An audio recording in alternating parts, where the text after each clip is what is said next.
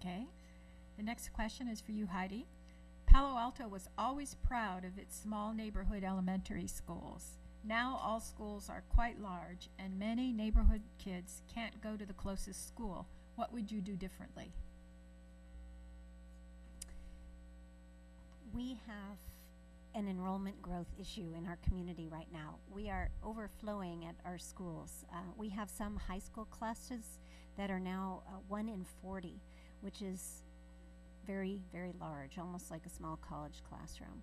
We do need to and are involved in developing a plan for enrollment growth that will include a 13th elementary, a 4th middle school, and potentially a 3rd smaller high school. We have to look at school assets around the community, including Cubberley, and figure out how we are going to take advantage of the sites that are around. We want to make sure we're looking at the growth corridors. Where is the growth happening? Right now it's happening in the south and west clusters. We have to reiterate our commitment to strong neighborhood schools and keep in mind the consideration of safe routes to schools. We want to make sure that kids are not crossing large major arteries to get to school, which are unsafe, particularly for the younger kids. We have to look at our demographers' numbers and make sure that they're accountable for the numbers that they're presenting to us. We're estimating a 2% continued enrollment growth for the next few years, projected years, and we have to plan for that with a clear vision and plan and partnership with the city and larger community, particularly around Cubberley, and I will work to make that happen. Camille. Enrollment growth is an issue. Actually, we've worked very hard to keep people in their neighborhood schools if they choose to be there, or in their clusters. And the way we've been able to do that the last few years was up the numbers a little bit in the elementary schools so that kids would not have to roll over to a farther school. And in fact, when we moved to the district, we should have gone to Palo Verde. We ended up going to Nixon, and we kept our child there all that time. So we're one of those people who were in that boat. The other point I want to make is that neighborhood schools are very important, but a quarter of our children are also in choice programs that have long waiting lists. Like Ken mentioned, that JLS has a long waiting list for connections. Our choice programs have a long waiting list because people want something different. Everybody doesn't want the same thing in this district. So, you know, a fourth of our students are in choice programs. So we're always balancing the need between the growth, the neighborhood, the choice, and trying to provide an education for our children and our parents that understands the diversity of the community that we have. Ken. So I approached this question with some principles in mind, and the first of them is that we need to protect our neighborhood schools, and we need to make sure that our kids who want to attend neighborhood schools can attend neighborhood schools.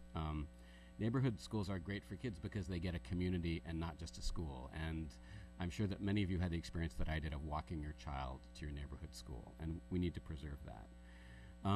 We also need flexibility, but we need to locate that flexibility in facilities rather than in kids. In other words, we want to avoid moving kids around and instead move space around. And we can do that either literally, for example, by using portables as we do, and they don't have to be ugly. LAUSD recently had a design competition for temporary structures, which had some great ideas.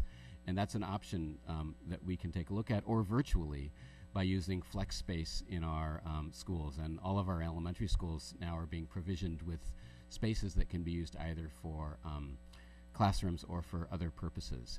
And I think, in a way, most importantly, we need to have a plan going forward that has believable demographic projections. And I think that Barb Mitchell has taken a real lead on this, and I'll support that effort as well. We need to make these decisions, which can be very expensive long-term capital asset decisions, with a real sophisticated understanding about what our future actually consists of. And so I would do that as a board member.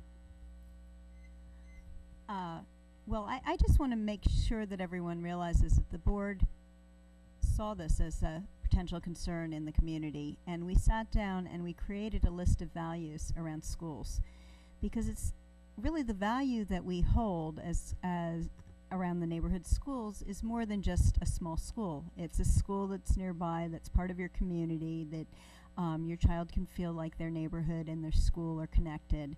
And we took those principles and we're using them as we plan our facilities. We have allowed more students in each of our schools for two reasons. One, to try to keep kids in their neighborhood schools and not overflow them. And two, it's a budgeting issue. We have less than $13,000 per student in our district.